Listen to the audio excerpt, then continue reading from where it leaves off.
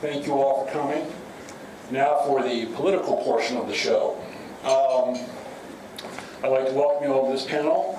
To my right, we have Rich Galen. To my left, we have Congressman Rick Boucher. Appreciate you both coming.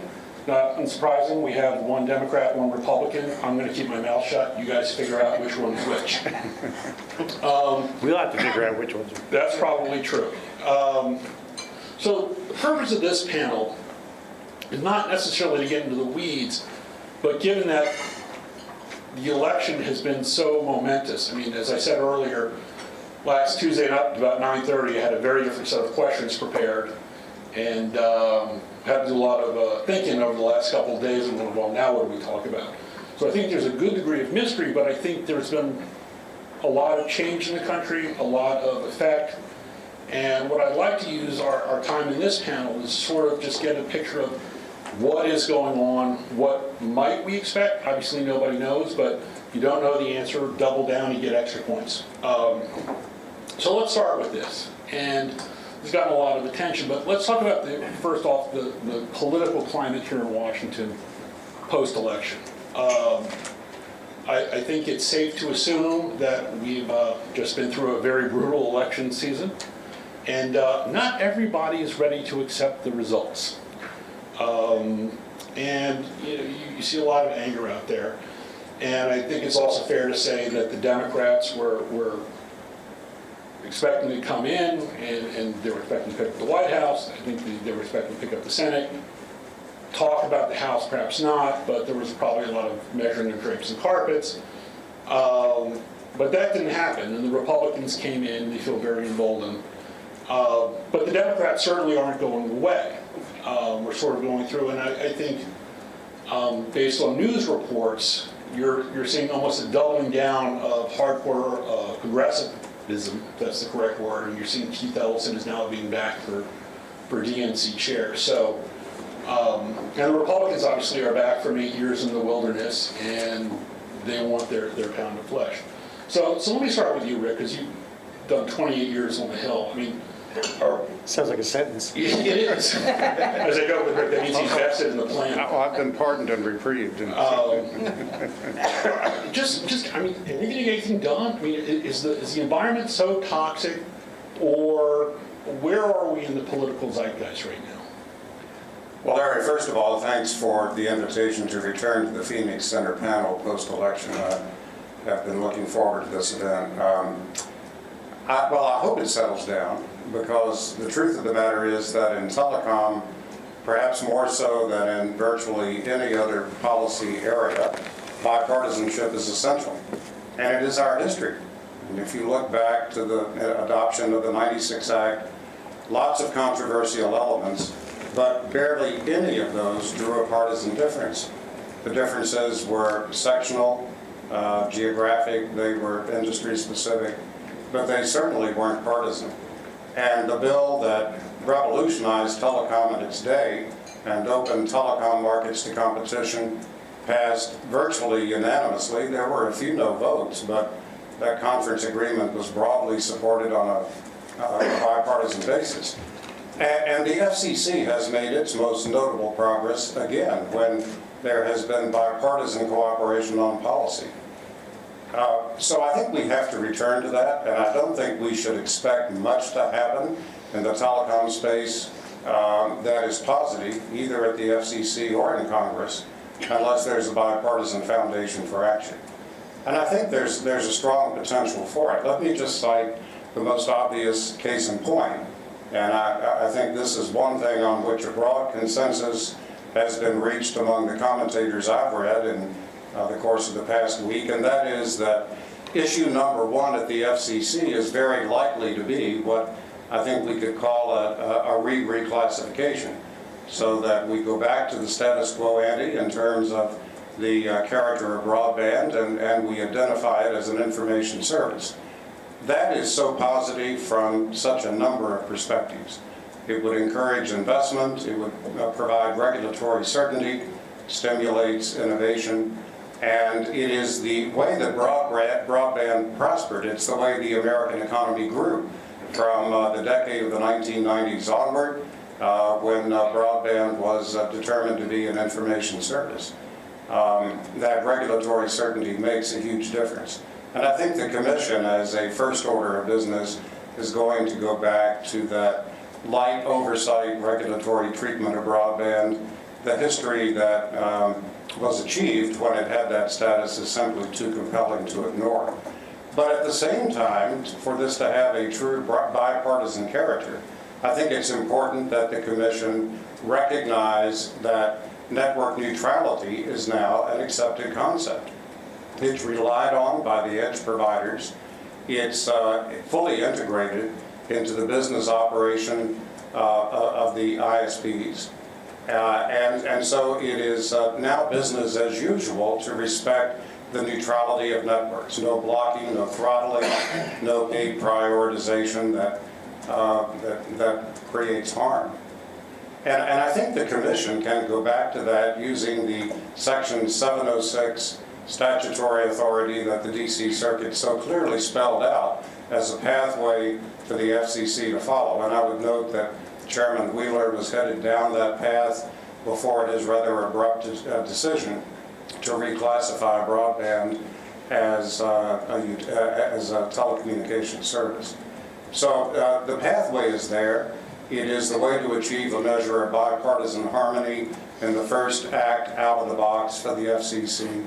And I hope that that becomes the prescription followed by members of the Commission on both sides of the aisle. This is a longer answer than we need for this question, but let me just conclude it by saying that I think also in Congress the rule holds. If we have bipartisan cooperation on the Telecoms subcommittee in the House, in the Senate Commerce Committee, and there's every opportunity that can happen. If it does, then I think we have a real opportunity in 2017 for the first comprehensive reform of the communications law in its 20-year history. And that's now long overdue, a subject that I hope we have a minute to discuss somewhere later in this conversation. Well, Rich, what do you think the climate is on the Hill? Yes. I don't know what the kind of climate is on the Hill yet because everybody's just gotten back and trying to figure out what office they want to do. I think who knows the answer to this? Is the Senate ratio, committee ratio, 50% plus 2 in the 114th? Does anybody know that? I suspect it is. But with the reduction in the majority, in the Republican majority, I'm willing to bet that that goes to 50% plus 1 on the Republican side, which means that there are going to be a bunch of Republicans that are looking for jobs that maybe had cast their lot in a committee, on a committee, that an assignment that they were prepared to try to go for the next 12 or 18 years, and now there's not going to be a slot for them. So for those of you who deal with the Hill, or going to deal with people back at home, keep an eye on whether or not how that. I know this sounds like it's too far in the weeds for anybody, but it's really not, and because it's not so much where they are here, it's where they come from. In the earlier discussion, you heard the discussion about rural expansion, broadband expansion, what have you. Senators from rural states got the joke Tuesday night. They saw where those votes came from. By the way, I'm getting over a cold. It's really down to the coughing stage. So it is not unlikely that at some point in this discussion, I'll sound like the TB ward in an interwar British mystery. So don't run away. It's okay. But but overall, I think that that nobody was prepared for this, and so nobody is prepared for this. I wrote a column the other day about the street demonstrators. I write a column called Mullings, MULLINGS.com. And I wrote it, the title of it was Participation Trophies. And I was blaming the street demonstrations on a generation of kids who didn't matter if they won or lost, they got a trophy, even if only for participation. And I compared it to parents, modern parents, who don't let their kids touch anything that has not been put through the sanitizer. And if they do touch it, they make sure they wash from head to toe with some product that will kill 99.9% of any known pathogen. Until they go to Florence for their semester abroad when they're a junior in college. and they find out that the Italian bugs are the same as the American bugs, and they have no immunity for them, and they miss the first 10 days because they're out cold. Same thing with these demonstrators. They just never learned that losing is not a lifetime. Hillary knows this. It is a lifetime sentence. But for most people, losing a game in Little League isn't going to alter your life. And actually, it helps you. It helps you learn that you can come back from it and do something else.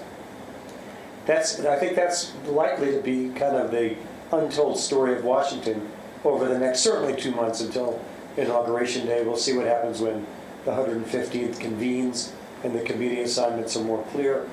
But I think that overall, the members of the House and Senate will very quickly adjust to this reality. But I just don't think they're there yet. They just literally got back yesterday. It's a little bit like why Secretary Clinton didn't do a concession speech on the night of the election. It's because she didn't have one. They didn't think they were going to lose. And I think that's similar to what we're seeing here. It's like getting into a canoe when people are changing around a little bit skippy. And over time, everybody kind of gets their place and they start paddling properly. And I think we'll see that certainly in the next 2.5 or 3 weeks, the week after Thanksgiving. By that time, everybody will have it figured out. In terms of telecoms, I think that the congressman's exactly right. I don't know Wheeler at all, and I know he was of the industry. Who remembers the Broadband for America Coalition? Remember that? I was the writer. Back in those days, I knew a lot about this, but it's been about 5 years. At my age, I can forget it in 5 minutes. It'll be interesting to see whether Chairman Wheeler sort of drifts back to his roots, and then at some point when he writes his memoirs, to see what pressure was brought against him to have him switch sides on the Title II business in the first place. I may be wrong about this, but I don't think that's the sort of thing. I think that's the sort of thing that's the start of the FCC and not start in the House and Senate, even though they clearly can, because I don't think anybody's eager for a knockdown drag-out in the early days of the 115th Congress over something that is very important to everybody in this room, is very important to the ISPs, is very important to the other providers, but in Iowa, they don't care much about Title II, Title III. But I think as we move forward, I'm an optimist. I'm a political guy. I'm not a policy guy. And for those of you who are political people, you know you have to believe that you're going to figure out a way to win this damn thing, whether it's a policy fight or a political campaign or an issue campaign. You have to be positive, and I am positive about what's going to come next. I was not a fan of Donald Trump. I talked bad about him, as we used to say, all the way through the thing. But he's there. A funny thing happened to Hillary Clinton on her way to the coronation on the west front of the Capitol. She didn't get invited. And whether Trump mans up to this or not, I don't have any insight any more than anybody else. But I do know that the people that have been around him, I mean, a lot of us know Kellyanne Conway. We knew her when she was Kellyanne Fitzpatrick. And she's a pretty smart woman, and she knows her stuff. I don't know Steve Bannon, and I think you've got to be a little screwed to think that he's a good idea to have around him, but that's just me. Now, there go my taxes. But they'll find a way. Those things have a way of evening themselves out in an organization as unstable as a White House, the EOP in the White House. So I'm an optimist. I think the country will in fact move forward.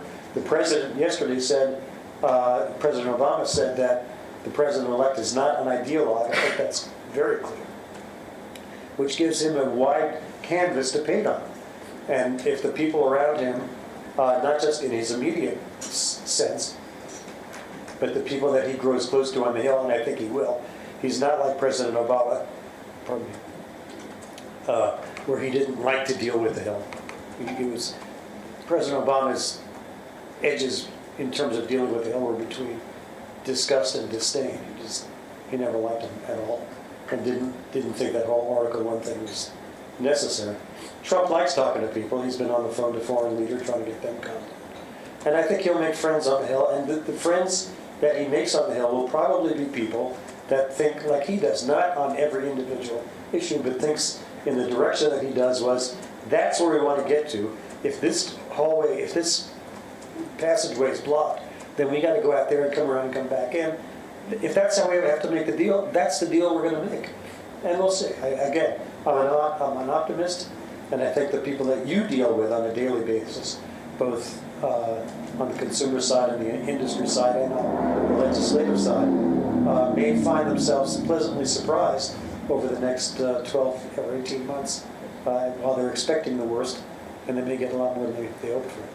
Well, building on that, you raise a couple interesting points. The way the president-elect is going to have his relationship. I mean, one of my questions here is, well, who's in charge on Capitol Hill right now? I mean, we kind of idea, but we don't know. I mean, Ryan said he's going to run. If he runs, do you think he'll do this? You've got Chuck Schumer coming in, probably as minority leader, on the Senate side, who's not Harry Reid. But what do we think about that? I mean, you think Ryan's going to survive? And also, as long as I'm throwing this out, I mean, are there new people that we need to know about? I mean, so who's in charge? Are the people that were going to be missed who might have lost an election? What do you think about that, Rick? I'm going to try to bring this down to the telecommunications level in answer to the question and say that on the House Commerce Committee, we are going to have new leadership. The two candidates who are vying for chairman of the committee are John Shimkus, who has seniority slightly over the other candidate, Greg Walden. Greg has more national experience from a party perspective, having chaired the Republican Congressional Campaign Committee.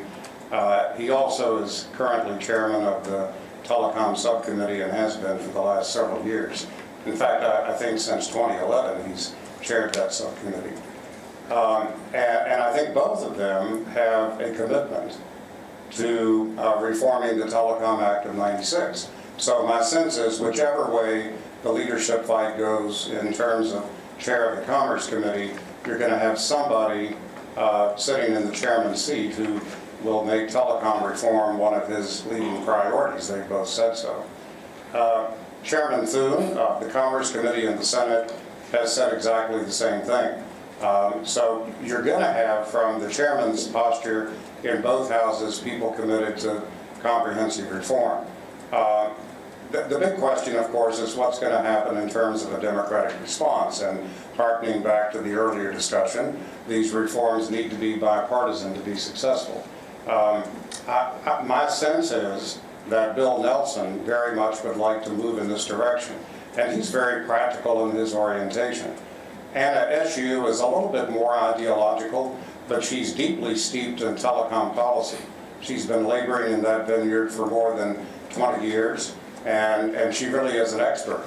And I think that expertise is going to bring her into this conversation in a constructive way. So I'm optimistic too. Rich was talking about his level of optimism, and from a telecom perspective, so am I. The demonstrators in the streets are not the members of Congress. And I think they have a different, higher level of emotional reaction than the Democratic members of Congress, most of whom are real institutionalists and have a sense about how to make things happen in Congress. I think that sense is going to call them into strong participation on the issues they care about. So, I was happy to hear President-elect Trump talk about how he was going to perhaps do things in a little different way than it appeared during the course of the campaign. Some of the things he said as absolutes in the campaign now appear to be kind of opening offers for what the ultimate position is going to be. I found that very encouraging.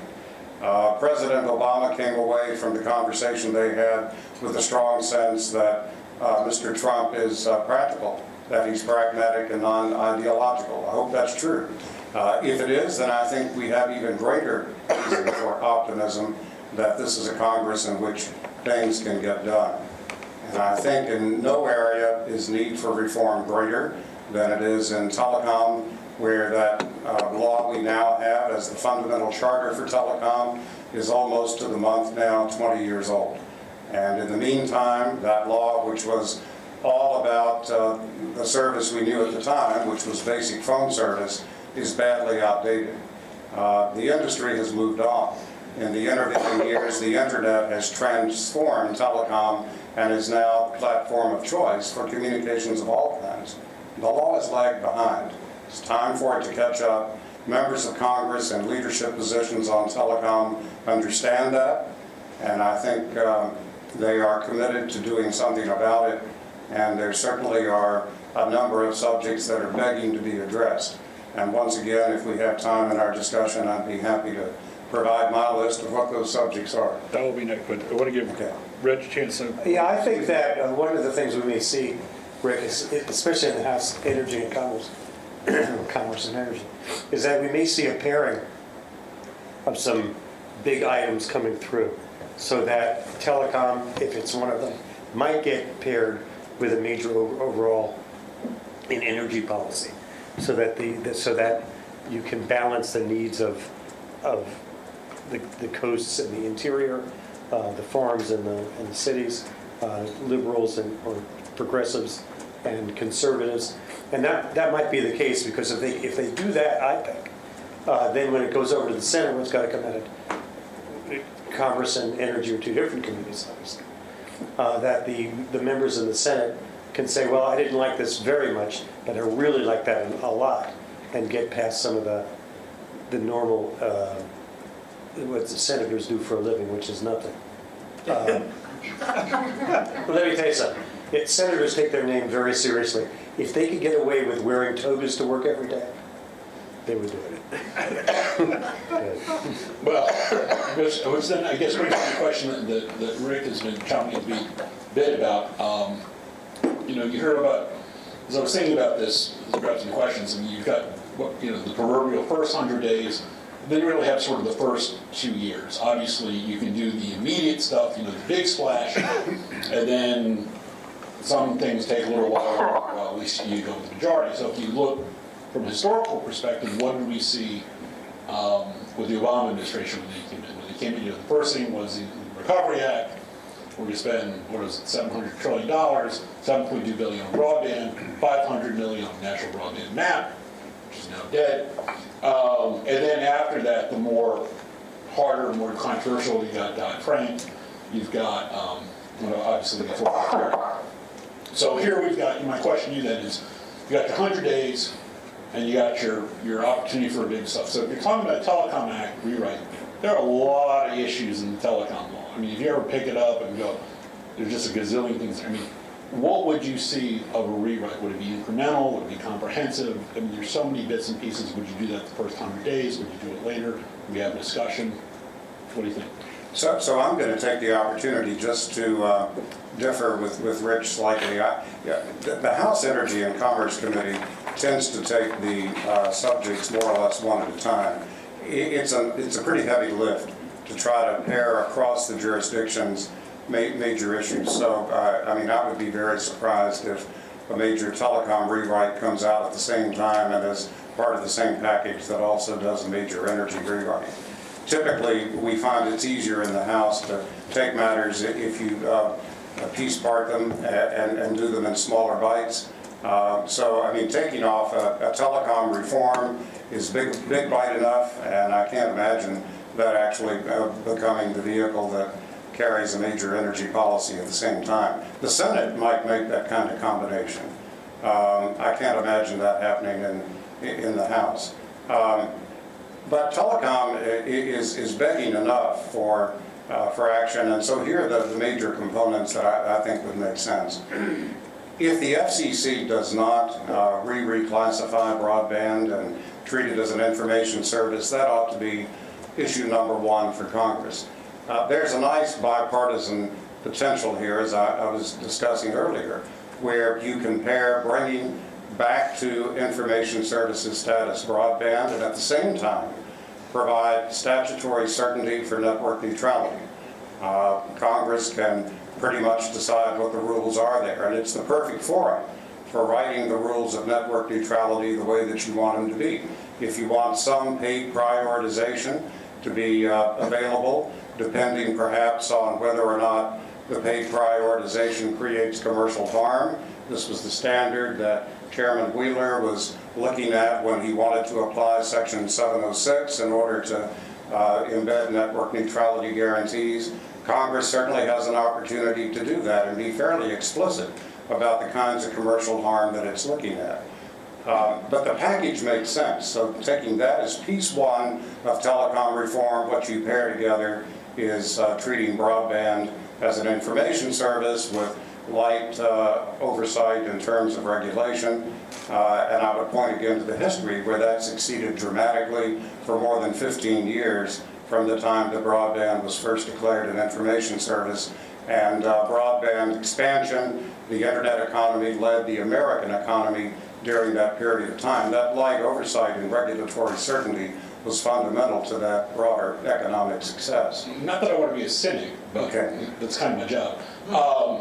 Didn't we try that though with Democrats in power with Congressman Waxman? I mean, wasn't there sort of a move and then the more ideological people on the left stopped that because they didn't want, they liked Title II? There was, but the problem was it was being taken in isolation. It wasn't part of a larger package.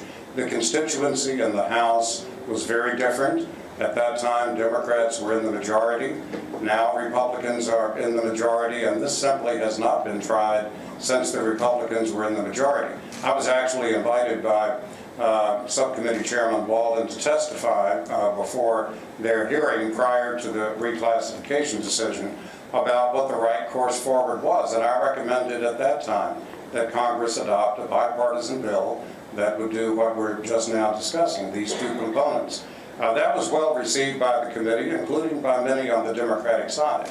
I think the changed realities of today lend this opportunity a greater sense of urgency. I mean, we have seen, for example, that investment in broadband has actually declined.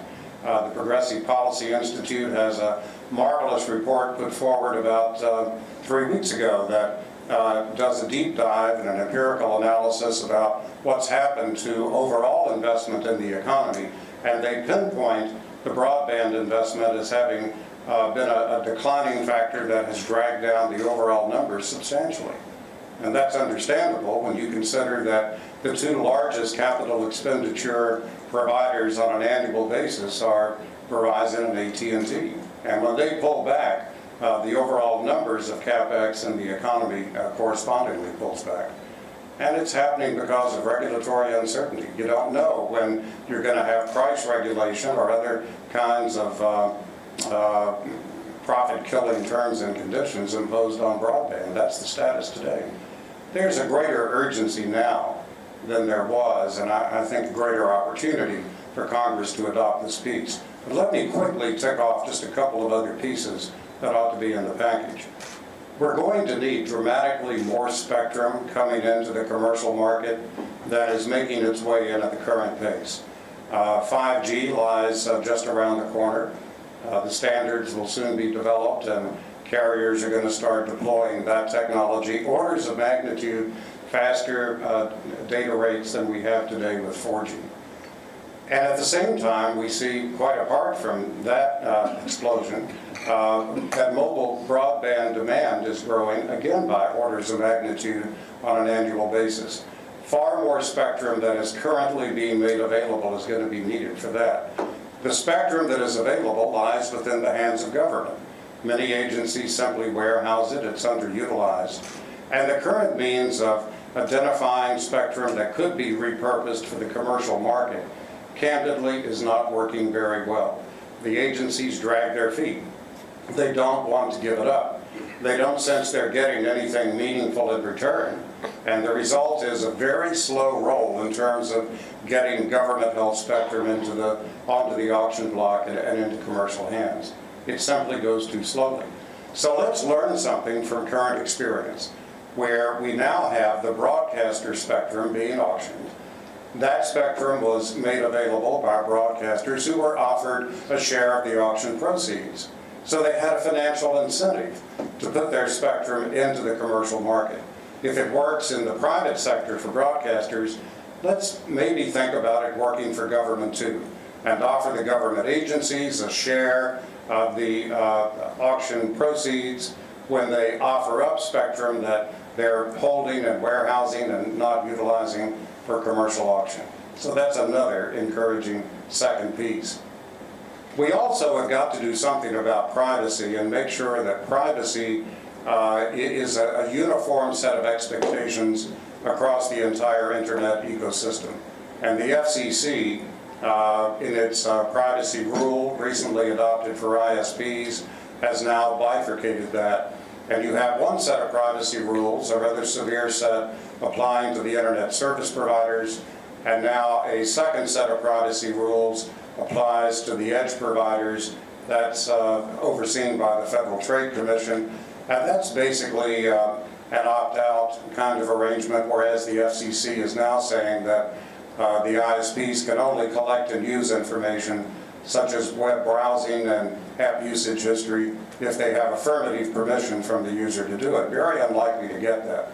And I think that the net result is consumer confusion. So it is appropriate that to provide certainty to consumers, a clear set of rules across the entire internet ecosystem, that if the commission doesn't reclassify and automatically vest once again in the FTC privacy authority over the ISPs, that this be another element of the bill that Congress considers. There are other issues that can be addressed, but if Congress did those things, I think it really would be a big Rich, you want to jump in? Or? No, Okay. what's left to say? Anything? No. All right, well, I have a... No, I do have something to say. Oh, okay. But that was a long answer. Okay. There's a lot of stuff in the end. Well, I thought this was a political discussion, so I wasn't prepared to, I don't know nothing about birth and no Section 706s, but I know this, that when a political party, either Republican or Democrat, gets its butt kicked as badly as the Democrats just did, and as badly as we did in 2008, and again in 2012, that the ideological purists begin to take hold. In the Republican side of things, it became the Tea Party movement, and we saw what that has done. The Democrat side, it's kind of almost morbid MoveOn.org wing of the Democratic Party. But I suspect very strongly that bipartisanship in anything like telecom, which isn't at the top of everybody's list, is going to be a lot more difficult to come by than Congressman Boucher thinks or is asserting that it will be, because just as everybody takes lessons from the other side, MoveOn.org or whatever it becomes will recognize that will tell everybody that they lost not just the presidency, but they didn't do well in the Senate, they didn't do well in the House, lost more governors, lost more state representatives and state senators. Why? Because they weren't ideologically pure enough, and that will drag the Democratic Party to the left. And just as we found out that members of the House and Senate became very wary, not of the general election, but of getting primaried by somebody on our side from the right. And I would not be the least bit surprised if the Xerox machines are running or humming away in progressive offices, looking for the best message to literally threaten incumbents with, we're coming at you from your left if you give up on the net neutrality, if you give up on Title II and all those things. So I don't think it's going to be quite as easy. Well, let me ask you a question following up, because that's an excellent point. One of the big things of any transition is Senate confirmations. You've got administration personnel, you've got Supreme Court judges, you've got judges. But just sort of the rank and file of people going up. Again, the Republicans do not hold a veto-proof majority. And if you want to hold fast, do you see a giant fight? I mean, Bob Dole famously said that even if his party was in power, the president should get whoever he wants in there. But we live in very different times. Do you see that as a coming fight in the next couple of months where the Democrats are going to go, no, he's an ideologue, he should not be on the Food and Drug Administration. He's an ideologue, he should not be on the FCC. So-and-so's an look, she should not be on the FTC.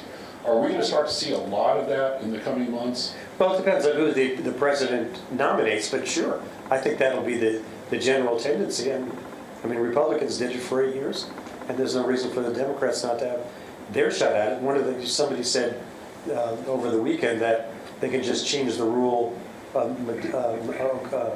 McConnell could just change the filibuster rule and get rid of it altogether. And I said, yeah, but you better hope you're in control of the Senate for the next 1,000 years, because that's going to come back and bite you.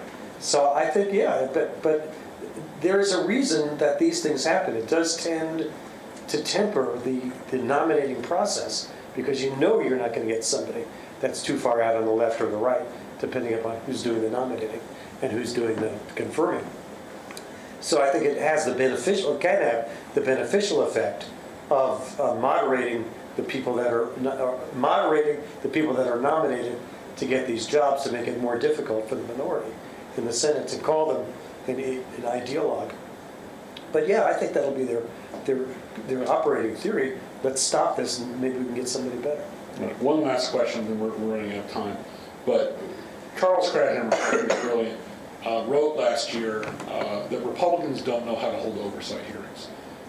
And oversight, I realize that you've got your party power, but are we going to see more vigorous oversight, or what do you think is going to happen with that, or just more, dare I use the phrase, kabuki theater? Congressman, let's make this quick.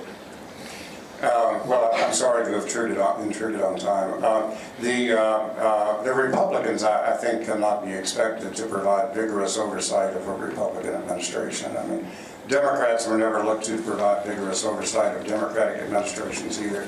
It's where you have a division that the more vigorous oversight occurs. So, I mean, candidly, I would not expect in either house of the Congress to see much in the way of interesting oversight hearings. There may be some perfunctory things, but I don't think you're going to see aggressiveness from either chamber.